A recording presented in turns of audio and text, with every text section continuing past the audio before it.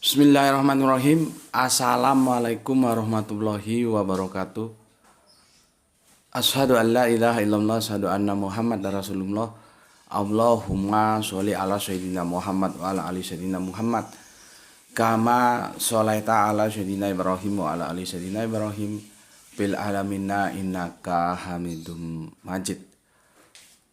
Sebelumnya kita panjatkan dahulu doa kepada Gusti Allah Ingkang Maha Agung untuk saudara kita yang telah bermurah hati memberikan sholawatnya lewat infak dakwah kepada channel dakwah ini, sehingga napas dari channel dakwah ini masih tetap bisa eksis paling tidak hingga detik ini, dan semoga detik-detik ke depan juga begitu ya, dapat hadir dalam ruang-ruang diskusi kalian semuanya.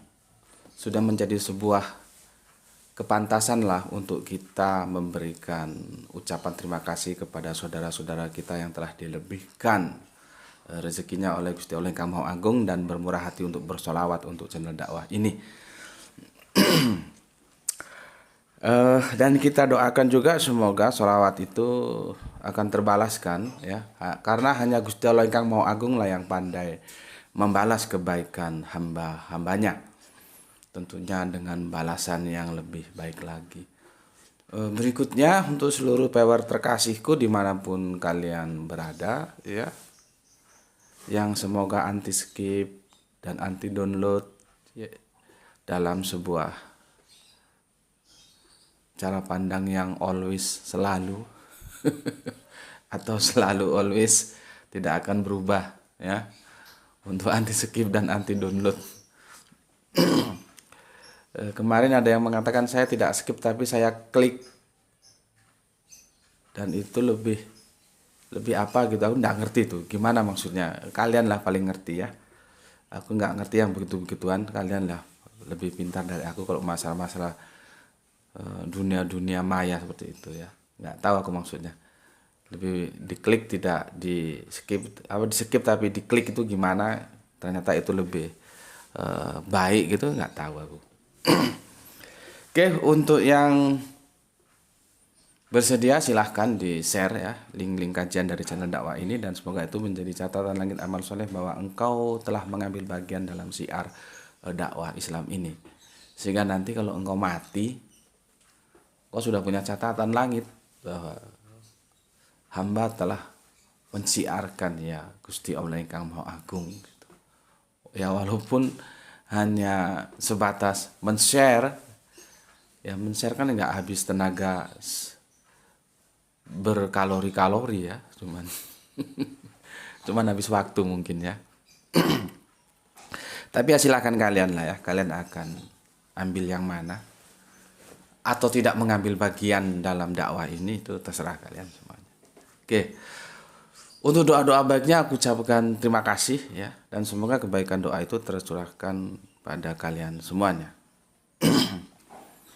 Oke, tajuk mampir ngombe di duha kali ini seperti yang kemarin aku bilang ya.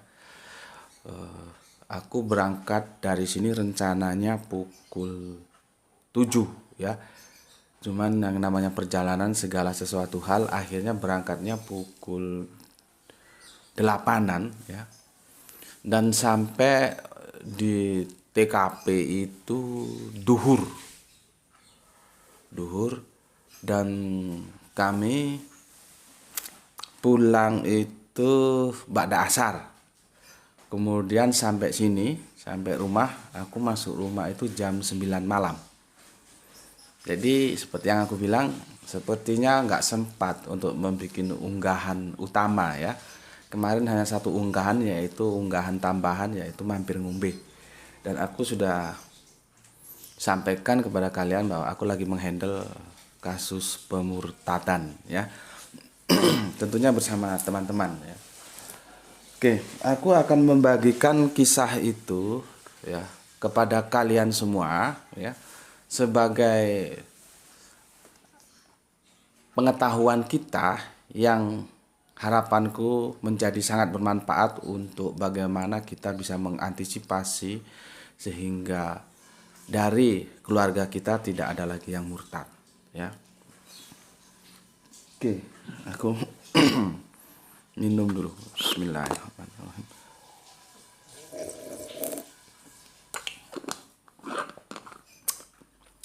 Maka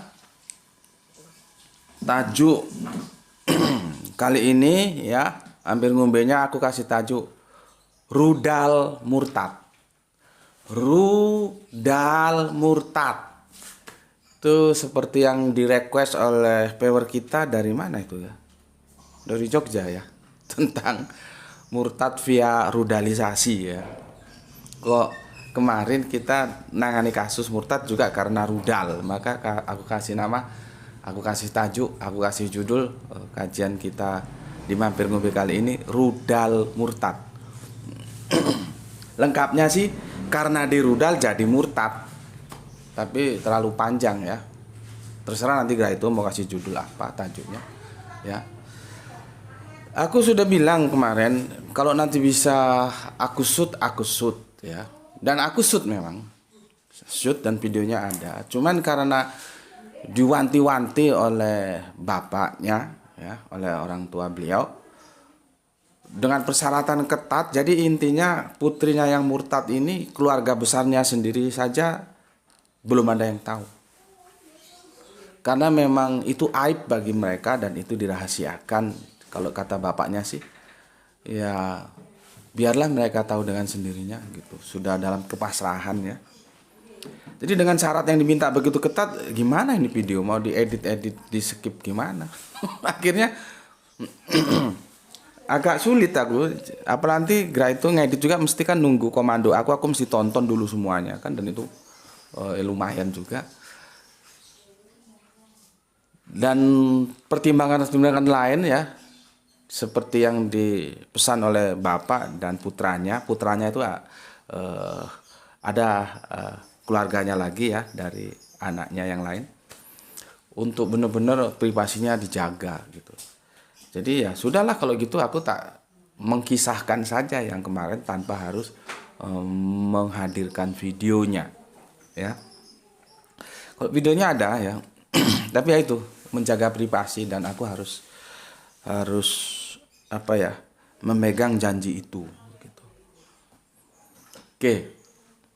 Sebelum kesini aku akan menjelaskan dahulu, ada yang terlupakan ya. Makanya kalau aku lupa silahkan di WA saja.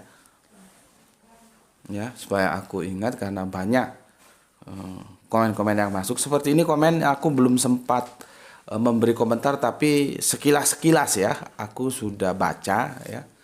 Ya, tapi ya sekilas karena memang tadi malam ada pulang jam 9 ya. Namun demikian aku tetap perhatikan, jangan pernah merasa tidak aku perhatikan. Cuman kan aku perlu waktu, menyisihkan waktu ya dari sekian kegiatan yang ada. Aku ingat kemarin itu ada yang tanya tentang bagaimana berpuasa untuk di negeri-negeri yang mataharinya lebih panjang, siangnya lebih panjang daripada malamnya ya. Aku jadi teringat sahabatku bernama Heiki. Aku cari gambarnya belum ketemu. Kami dulu diskusi panjang. Heiki ini seorang doktor antropolog ya. Jadi dia studi di Indonesia dan dia sudah cukup mahir lah ya berbahasa Indonesia. Dia seorang antropolog, doktor ya. Dosen dari Helsinki, Universitas Helsinki gitu ya. Tugas belajar sepertinya ke sini.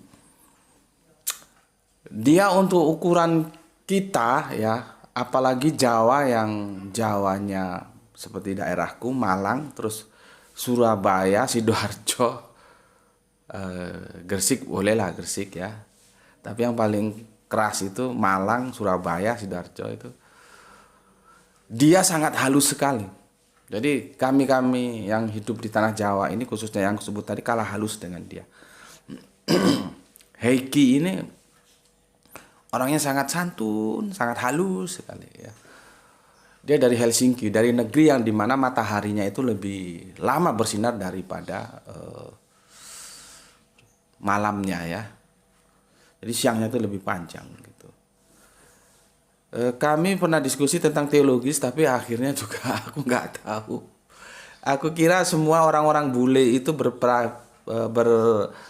pikir secara rasional ya, rasionalis. Ternyata enggak. Dia aku ajak sholat, dia ya mau sholat, Dokter Heiki itu. Jadi kalau ke rumah dia, aku ajak sholat, waktu kami diskusi masuk duhur ya kami sholat, dia aku ya dia sholat ikut gini sholat ya. Ya itulah mungkin dalam perspektif dia kan doktor antropolog ya. Jadi dia anggap agama itu bagian dari budaya, jadi nggak ada masalah mungkin gitu ya. Yang repotnya kalau pas makan gitu, dia mungkin karena gini, dia awalnya itu Kristen. Aku tanya Kristen apa, dia ngakunya Katolik. Kemudian dia menjadi Buddha. Jadi dia dan istrinya sekarang memeluk agama Buddha. Entah memang dia vegetarian atau memang ajaran Buddha itu kan nanti kan bermacam juga, bervarian juga. Atau ajaran Buddhanya sehingga dia vegetarian. Jadi dia kalau ke rumah itu ya kita harus siapin tahu sama tempe doang. Apa yang berbau-bau daging itu enggak mau dia. Ya herbivora lah gampangnya bilang. Ya. Enggak mau makan daging. Jadi ya gampang-gampang susah. Ya. Kami bersahabat, kami berteman, kami berdiskusi. Ya. Akhirnya setelah mentok karena dia bilang, "Tidak, Pak. Saya tidak rasionalis, tapi saya mistis," dia bilang gitu. Jadi ketika aku ajak dalam kerangka berpikir rasional, dia menolak. Saya mistis gitu. Ya sudahlah kalau gitu. Ya akhirnya kita tetap berteman dan kita sudah tidak lagi diskusi tentang teologis karena dia sudah mengatakan seperti itu ya, dan dia sudah memilih sebagai Buddha ya. Ya sudah gitu. Kami tetap berteman. Jadi gini Mas yang tanya itu ya.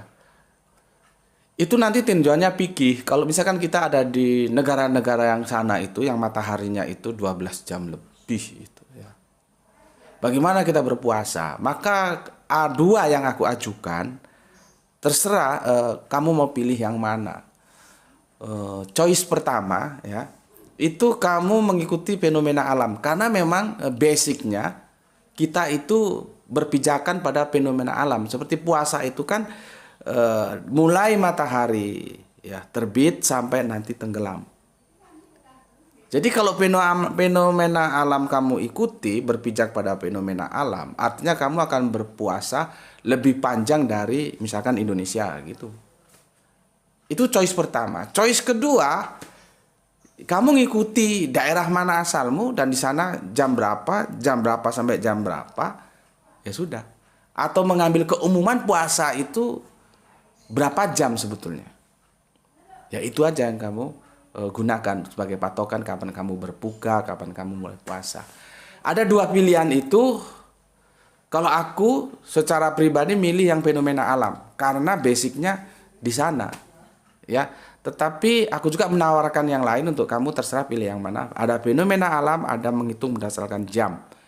Di tempat secara keumuman berapa jam orang puasa. Oke, tuh silakan dipilih. Nanti kalau ada yang lupa belum terjawab ya di WA saja ya. Kadang-kadang kalau di kolom komentar itu ya terselip begitu banyak ya komentar, aku enggak mungkin satu-satu bisa rinci, kadang-kadang terlewatkan. Oke, sekarang aku akan berbagi kisah tentang investigasi kemarin penanganan kasus anak murtad. Akhir-akhir ini ya, bulan-bulan ini kami menangani ya 3 kasus murtad. Dan ketiga-tiganya yang murtad itu dari pihak Islam tentunya.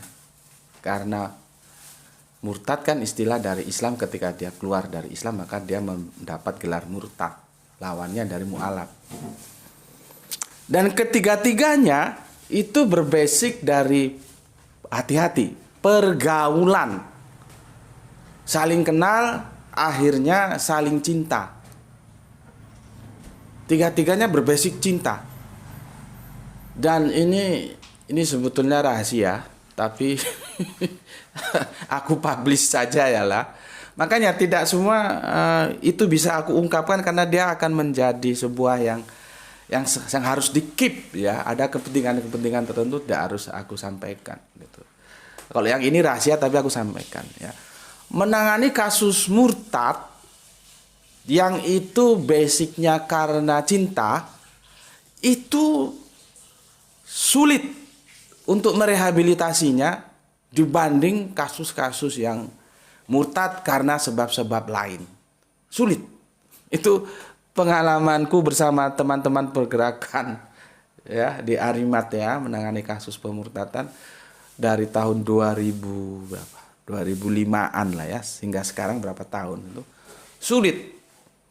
Seperti orang Jawa bilang wingko katon kencono. Wingko itu pecahan genteng. Genteng itu bukan genteng utuh.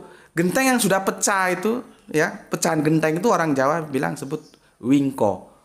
Katon itu nampak, kencono itu emas. Jadi kalau sudah senang melihat pecahan genteng saja itu seperti emas. Makanya filsafat Jawa mengatakan wingko katon kencono. Jadi pecahan genteng itu seperti emas. Ya begitu kalau orang sudah suka. Ya. Cinta itu, maka kalau ada lagu lama itu Love is Blind itu, atau terus Kus Plus juga mengubahnya menjadi Cinta Buta. itu sesuatu yang faktual, ya memang begitu adanya. Dan sulitnya cinta itu kan tidak ada di toko. Oke, aku lihat lagi ada lagu kan di pop kreatif itu tahun-tahun 80-an Cinta Tanpa Logika itu kan ada itu dulu ya. Kan ada. Ya benar memang begitu. Jadi kalau kami menghadapi atau mau merehabilitasi orang yang murtad karena cinta itu sulit. Karena dia sudah tidak perlu benar salah. Maupun benar maupun salah, bagi dia sudah tidak ada urusan. Yang penting dia cinta, dia suka. Terus bagaimana kita mau merehabilitasinya? Coba. Ya, sulit banget.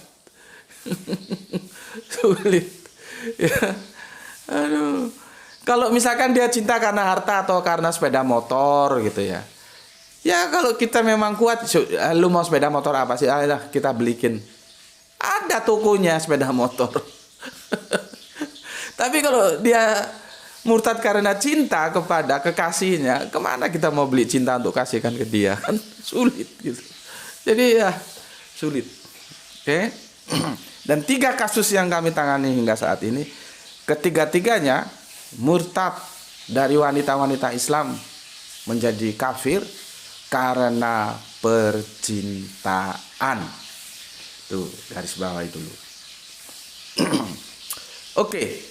Dari laporan kemarin, ya, sebelum kita ketemu dengan murtadinnya, kita ketemu dengan orang tuanya, dengan keluarganya. Jadi begini, ini bagus untuk pelajaran kita semua, supaya kita sebagai orang tua tidak leha-leha, ya, tidak leha-leha, tetap memberikan pengawasan. Ya. Sang bapak ini telah menyekolahkan putri kesayangannya, karena memang kalau dari segi ekonomi bapak ini ya bisa dibilang the have lah ya, the have.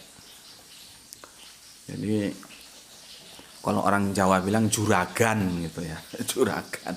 Orang Sunda bilang juragan juga ya. Jadi the have. Bapak ini menyekolahkan putrinya ya, mulai itu taman kanak-kanak sampai SMP, sampai SMA, sampai kuliah, itu dalam basic pendidikan Islam.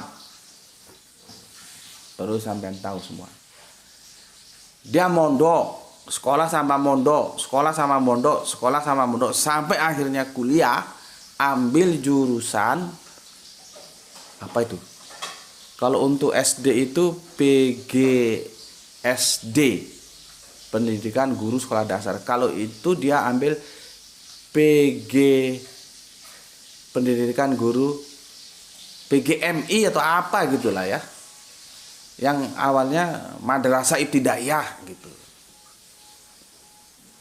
Jadi kalau kita lihat ya, dari basic pendidikan, bapaknya telah memberikan pendidikan yang bagus. Semua sekolahnya itu sekolah dalam nuansa Islami. Tidak ada sekolah umum. Bahkan mondok.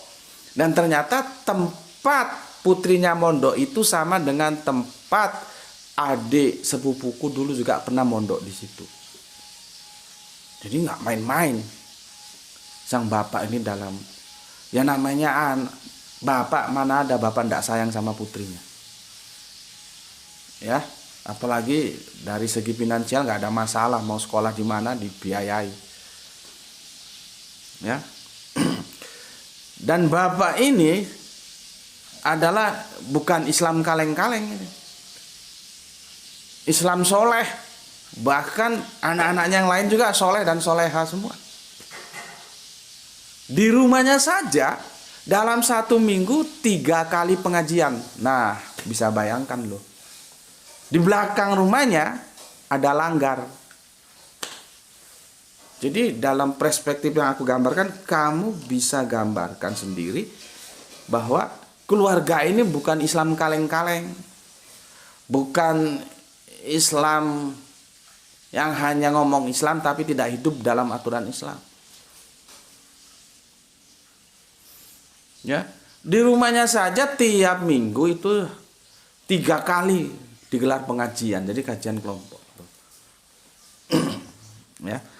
Dan faktanya sang putri yang dikasihi, yang disayangi murtad. Oke, aku minum dulu. Bismillah.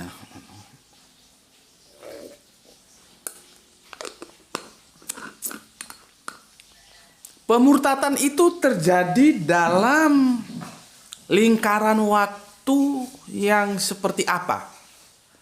Nah, ini yang aku jelaskan. Semoga bisa menjadi bekal-bekal semua keluarga Islam dimanapun kalian berada, baik yang di Indonesia maupun di mancanegara, ya, negeri jiran, ada di Australia, ada di Barat Tengah sana. Barat Tengah sana jangan kamu kira semua Arab itu Islam, juga enggak, ya. Lebanon sana itu ya Arab, apakah semua Islam juga enggak. Ya. Terus Malaysia, Singapura, ya, kemarin Malaysia ada saudara kita yang power baru dari Malaysia. Dari mana saja lah ya. Untuk Indonesia tentunya seluruhnya, dari Sabang sampai Merauke, Lampung, Samarinda, Balikpapan, Aceh, Padang, ya. Dan aku nggak bisa sebutkan satu-satunya, semuanya sampai Papua sana ada, Palu. Banyak lah ya, alhamdulillah saudara kita banyak, ya. Ini untuk pembelajaran kita bersama supaya kita bisa mengantisipasi bagaimana memberikan pengawasan terhadap keluarga-keluarga kita. Karena keluarga itu tanggung jawabnya nanti paling utama itu sang bapak sebagai kepala keluarga, ya. Makanya sang bapak itu harus memberikan pengajaran kepada istrinya, kepada anak-anaknya tentang Islam, gitu. Ya. Oke, sang anak sesuai dengan berjalannya waktu akhirnya kuliah, dia ngambil jurusan PGMI, dia kuliahnya di sini.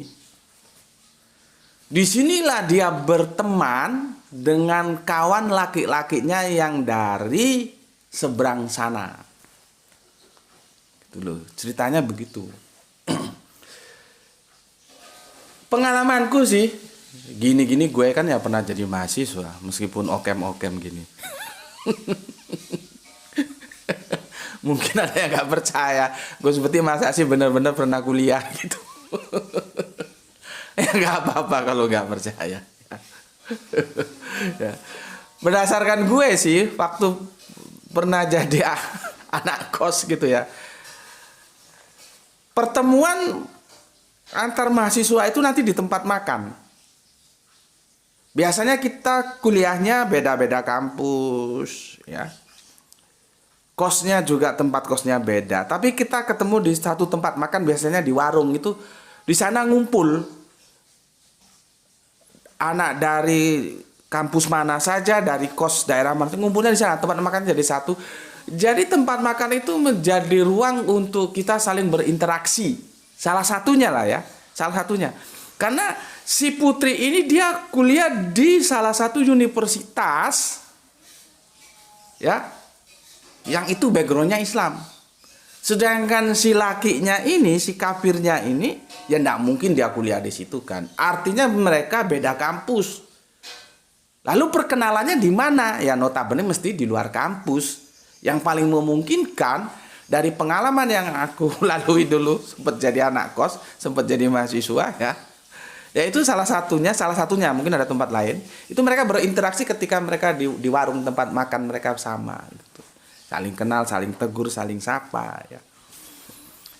Ya begitulah ya, kita sama-sama pernah muda, mungkin saling tertarik ya. Saling tertarik, akhirnya ini dia pacaran. Maka kita harus pandai-pandai memberi bekal kepada anak kita. Apalagi yang anaknya kuliah di luar daerah.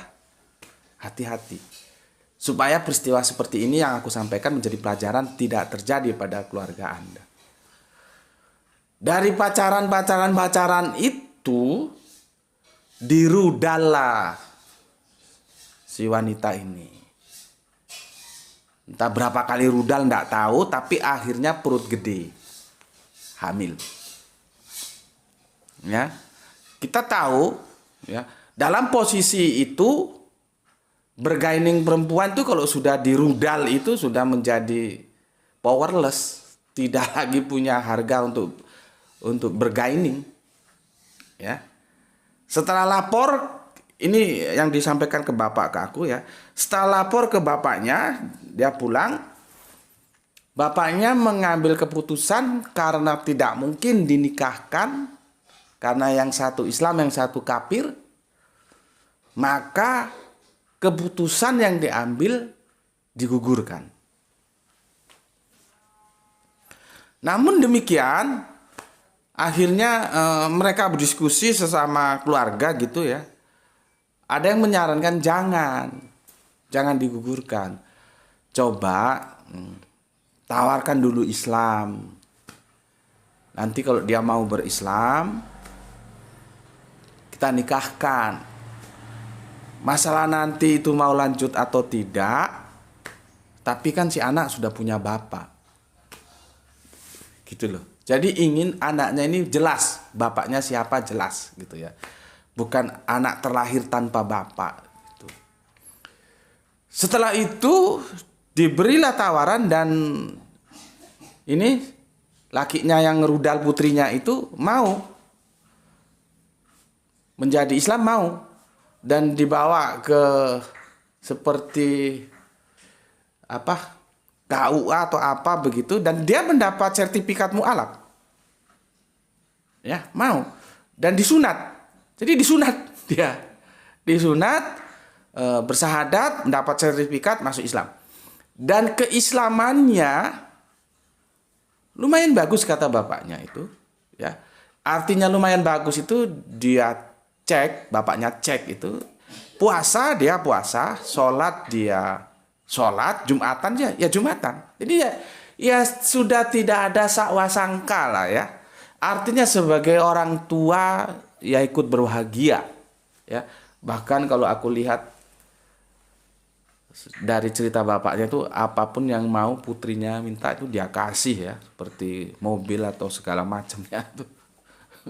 Ya namanya bapak, mana ada nggak sayang sama putrinya ya. Senang setelah yang menikahi putrinya itu mau menjadi Islam ya.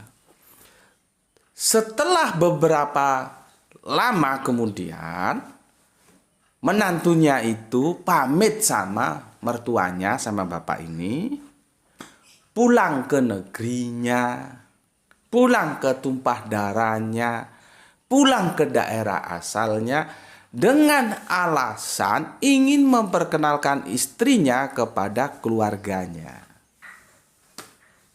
Berarti kan posisinya sulit bapaknya kan? Dia tidak punya alasan untuk tidak memberikan izin. Apalagi dilihat perkembangan menantunya ini, Islamnya ini ya sudah taat, ya sholat, ya puasa. Kecurigaan tidak ada. Akhirnya diberilah izin dan mereka sambang. Dulu pamitnya itu katanya sambang. Sambang ke daerah asalnya si pria ini. Cerita berlanjut setelah sambang ya, mereka sempat lama di sana. Dan si bapak ini sama putrinya tidak boleh mengunjungi ke sana. Dan si putrinya, aku tanya, jadi dia terang-terangan, Pak? Iya, terang-terangan dia cerita kepada saya bahwa dia sudah murtad. Langsung sang bapak menangis mendengar putrinya murtad. Bahkan bapak itu bercerita kalau dia tidak pandai-pandai menghibur istrinya, sudah stres istrinya. Tapi bapak itu tetap bersabar ya. Akhirnya ya seperti yang tadi itu murtad. Ya. Sudah keluar dari Islam dan semua upaya ya termasuk mempertemukan dengan kami itu bisa dibilang tanpa hasil. Tanpa hasil. Ya. Jadi murtad ya, sampai nama cucunya bapak itu aja sudah diganti ya dengan nama-nama mereka. Jadi diganti nama cucunya itu ya. Dan dalam pertemuan yang tidak begitu kondusif kemarin mengatakan si putrinya itu ya, saya ini murtad, saya ini najis, saya ini kafir gitu. Dia sendiri bilang begitu. Jadi ya memang sudah gimana ya, sudah tertutup. Dia memang sudah menutup. Ya karena orang senang tuh gimana sih ya.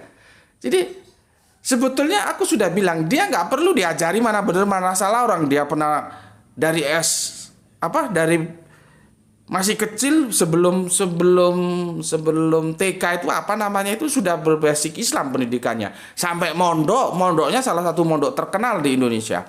Akhirnya kuliah di universitas yang itu Islam. Artinya dia kan sudah ngerti ya. Tapi bagaimana kok dia bisa murtad? Ya itulah sebuah kata yang itu sulit untuk gimana kita akan mengatakan sebuah kata yang itu cinta itu loh, cinta.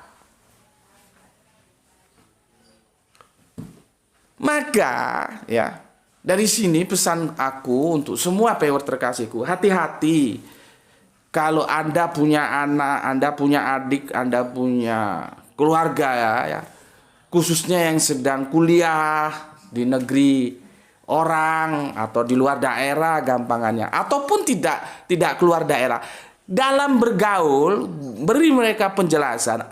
Kamu nak, kamu nduk, kamu le, silahkan berteman terhadap siapapun. Islam tidak melarang, silahkan kamu berteman dan menjadilah sahabat yang baik bagi siapapun, menjadi teman yang baik bagi siapapun. Tetapi kalau kamu ya sudah punya rasa suka, kan anak-anak seperti Gerai itu nanti lama-lama ya dewasa, ya manusiawi kan. Ada rasa cinta terhadap lawan jenisnya. Maka di situ harus kita bekali. Kamu harus hati-hati lihat apakah dia Islam atau kafir. Jadi begitu mulai ada rasa suka, ketika dia itu ternyata kafir, itu harus dibunuh. Jadi rasa suka itu jangan biarkan tumbuh. Dia harus dibunuh ketika yang dia suka itu ternyata kafir. Ini yang lain jangan tersinggung ya. Kalau aku ngomong kafir ya, aku sudah jelaskan apa terminologi kafir itu. Kalau belum jelas, belum ngerti, silahkan lihat videonya, tanya sama seniormu. Ya. Karena kalau cinta itu tumbuh terus dan mereka akhirnya saling cinta, ya seperti kasus ini tergadaikan, kafir juga dia ikut jadinya. Karena apa? Cinta itu sudah gak bisa dikasih tahu. Dia gak perlu benar salah. Benar salah itu pekerjaan logika. Sedangkan cinta itu dia membutakan logika. Jadi ada dua, kita sekarang tambah pengetahuan. Ada dua yang itu membutakan logika atau membunuh logika. Kalau dulu kita tahu dogma, nah sekarang sudah tambah satu lagi, cinta. Kalau cinta sudah terlanjur tumbuh dan yang dicintai itu ternyata kafir, tidak seakidah dengan kita, itu sudah lampu merah itu. Hati-hati loh. Ya. Yang tidak beresiko itu biarkan anak-anak kita itu ya berteman dengan siapapun tapi kasih rambu-rambu. Ketika mencari pasangan yang nanti entah dia mulai punya rasa suka, itu harus suruh melihat agamanya apa. Ketika dia tidak Islam, maka rasa suka itu harus dibunuh. Dan dia harus terbuka kepada kedua orang tuanya. Dan orang tuanya harus siap memberikan penjelasan bahwa Islam itu untuk Islam. Laki-laki Islam untuk wanita Islam. Wanita Islam untuk laki-laki Islam. Ini harus kita pahamkan. Supaya tidak terlanjur seperti ini. Ya. Kalau sudah murtad gini gimana? Kita kadang-kadang menggampangkan masalah. Oh nanti dia bisa menjadi mu'alaf kok. Dia mau masuk Islam kok. Lihat. Kasus ini. Sudah disunat, sudah masuk Islam, sudah mau sholat, sudah mau puasa. Akhirnya balik ke agama lamanya. Dan si istri digeret sama anak-anaknya jadi murtad sekalian. Jadi kalau kita ya mau mengambil mantu atau menikahkan anak kita dengan mu'alaf, lihat sejarah mu'alafnya. Makanya aku dari dulu tidak memberikan respon yang begitu terkesima terhadap orang-orang yang menjadi mu'alaf hanya karena cinta. Ya, mu'alaf tapi karena cinta, bukan karena pencarian, itu beda kelas. Beda kelas itu, ya. Tapi ya nggak apa-apa lah. Kita bikin sebuah probability, mungkin dia dapat hidayah lewat perkawinan itu, ya monggo lah. Tetapi bagi aku itu tidak berkelas, beda kelas sama orang yang menjadi mu'alaf karena pencarian akan kebenaran. Kalau dia mu'alaf, ya karena cinta, ya kebetulan saja yang dicintai itu Islam. Coba yang dicintai itu kafir. Apakah dia mau jadi Islam? Ya jelas orang gelem, ya jelas tidak mau. Ya, tidak mau. Jadi dari peristiwa ini ya kita sama-sama prihatin. Makanya kalau kami ngobrol sama orang-orang di publish di umum itu, mereka kadang-kadang ya dianggap enteng aja lah. Ah mana ada orang murtad, mana ada orang murtad. Tapi bagi kami yang berkecimpung dalam dakwah ini, ya contohnya ini, ada saja pelaporan anak murtad. Sama aja kalau kamu ngomong sama orang di pasar misalkan, mana ada orang sakit, mana ada orang sakit. Iya karena dia di pasar, coba ajak ke rumah sakit.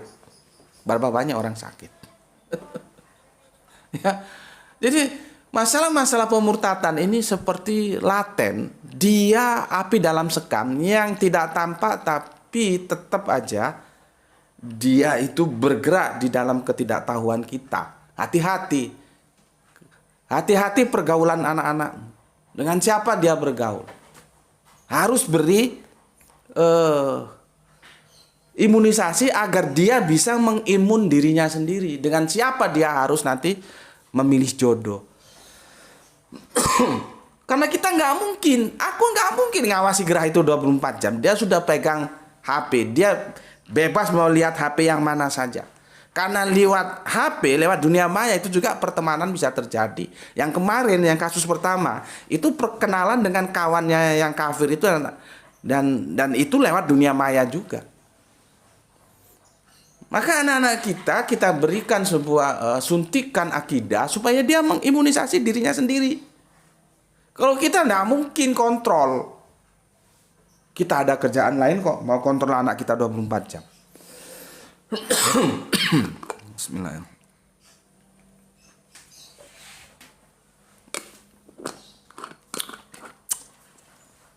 nggak bisa, ya, nggak bisa. Ya, akhirnya aku sampaikan kepada sang bapak, bapak harus tegas bagaimana sikap kita, ya, terhadap keluarga yang kafir. Itu harus tegas ketika dia telah memilih murtad untuk menempuh jalan kafir, itu harus tegas. Tapi masalah bapak sebagai bapak tentunya teruslah berdoa. Kita berusaha mengetuk pintu langit. Semoga Gusti Allah Ingkang Maha Agung memberikan pertolongannya untuk akidah putri bapak gitu. Karena segala upaya sudah kita lakukan, ya tetap aja mentok karena dia memang dasarnya senang lah. Kalau dia sudah senang, kita mau apa? Kita mau bilangi ini racun, kok dia sudah senang juga, ya dia makan itu racun. Nggak bisa sudah diomongin, ya karena cinta itu tadi, ya karena cinta. Dan kami berikan sebuah, ya supaya tidak putus asa lah sang bapak, teruslah berdoa, tetapi tetap tegas bahwa karena kamu sudah memilih jalan kafir menjadi murtad, maka ada batas-batas seperti ini. Itu harus tegas. Namun demikian sebagai bapak, Anda terus berdoa untuk putri bapak. Dan insya Allah dengan apa yang bapak ceritakan ke kami, ke aku yakin bapak nanti di akhirat tidak akan dituntut pertanggungan jawab. Karena bapak sudah melakukan seperti apa yang dilakukan oleh Kanjeng Nabi Nuh terhadap Kan'an. Jadi kita nggak bisa langsung melepaskan anak kita. Oh itu anaknya Nabi Nuh aja, itu Nabi itu anaknya ada yang bangkang seperti itu kok gitu. Iya, pertanyaannya, lu sudah melakukan seperti yang dilakukan Nabi Nuh belum? Lu sudah mendakwahi anak lu belum? Jangan tiba-tiba bacot lu ngomong itu anaknya Nabi aja bangkang, apalagi anak gue. Nggak boleh begitu. Itu namanya goblok gitu, bodoh gitu. Dakwai dulu anakmu seperti bapak ini, sekolahnya dari TK sampai universitas semua berbasis Islam. Di rumahnya digelar kajian 1 minggu 3 kali. Hidup dalam suasana Islam, toh akhirnya murtad karena cinta tadi itu. Aku yakin bapak ini setelah melakukan apa yang harus dia lakukan kepada putrinya, jadi insya Allah di akhirat dia tidak akan dituntut pertanggungan jawab karena dia sudah didik anaknya untuk Islam. Ya, jadi dari sini semua kita bisa mengambil pelajaran, ya, hati-hati menjaga pergaulan keluarga kita, ya. Itu yang pertama, makanya aku sampaikan ya katakanlah laporan perjalanan dakwah kemarin ini, ya. Yang berikutnya, jangan gampang-gampang ngomong terus enaknya saja. Itu anaknya Nabi Nuh aja Kan'an murtad kok, gitu. Jangan. Lakukan dulu dakwah seperti mana Kanjeng Nabi Nuh melakukan dakwah kepada Kan'an. Masalah Kan'an membangkang, itu baru kamu bisa ngomong. Jangankan anak saya, anak Nabi aja bangkang dikasih tahu. Karena ini si putri ini diomongin bapaknya juga sudah nggak bisa. Jadi ini ngomong sekali, ini ngomong berkali-kali, gimana? Sudah nggak bisa diomongi. Walaupun dengan bapaknya sendiri sudah nggak taat. Dia lebih taat kepada pasangan yang dicintainya. Ya sudah. Akhirnya tinggal doa saja. Karena senjata terakhir kita sebagai umat Islam itu adalah doa. Ya. Setelah semua daya upaya kita lakukan baru kita berdoa. Jangan nggak apa-apa lu berdoa. Ya. Ya. Usaha dulu. Maka kan aku bilang di tajuk kajian kita beberapa waktu yang lalu, ketika usaha sudah sampai di tapal batas, biarkan doa dan takdir bertarung di langit. Dan itu berlaku untuk semuanya. Berlaku untuk semuanya. Berlaku untuk semuanya. Usaha doa, usaha doa, usaha doa. Ya, harus dilakukan.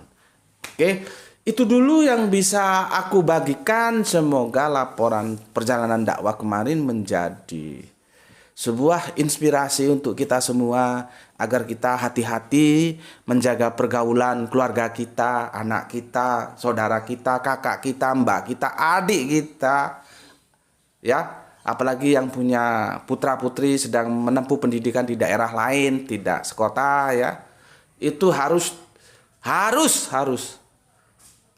ekstra hati-hati, terutama kasus-kasus seperti ini ya, cinta ya, hati-hati karena sudah yang aku bilang tadi ya, kalau sudah kena cinta itu nggak bisa dikasih tahu ya, karena ya itu tadi, cinta itu nggak perlu benar salah, kalau dia seneng ya sudah dia lakukan gitu ya. Oke, sampai di sini dulu ya.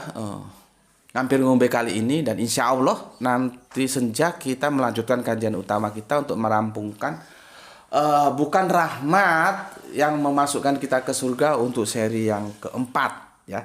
Apakah nanti bisa kita tutup di seri yang keempat, kita lihat saja nanti ya. Oke, di akhir hampir ngombe di Ahad ini ini apa? Khomsa ya, Khomsa ya, di Khomsa ini ya, Kamis ya. Semoga kita semua selalu mendapatkan rezeki yang barokah dan kesehatan yang prima, sehingga kita bisa melanjutkan kajian-kajian kita sebagaimana waktu-waktu yang lalu. Ingat ya, jaga Gusti Allah, jaga Kanjeng Nabi, jaga Al-Quran, jaga Islam, supaya dia menjadi milikmu yang abadi sampai menutup mata. Namun demikian, jangan lupa tetap memberi hormat kepada saudara-saudara kita yang memilih jalan lain. Oke, sampai di sini dulu. Besar harapanku, semoga ada manfaat yang kita ambil dari mampir ngombe di Khomsa Duha kali ini ya. Semoga keluarga kita terhindar ya dengan yang namanya murtad. Aku ulangi lagi, murtad. Dan sekarang yang lagi marak lagi ya, murtad lewat rudalisasi. Kalau dulu kan orang mengatakan hamilisasi, kurang keren. Kita ngikuti peor kita yang ada di Jogja atau apa gitu, dia pakai istilah rudalisasi. Jadi dirudal dulu. Oke, sampai di sini dulu. Bismillahirrahmanirrahim. Alhamdulillahirabbil alamin.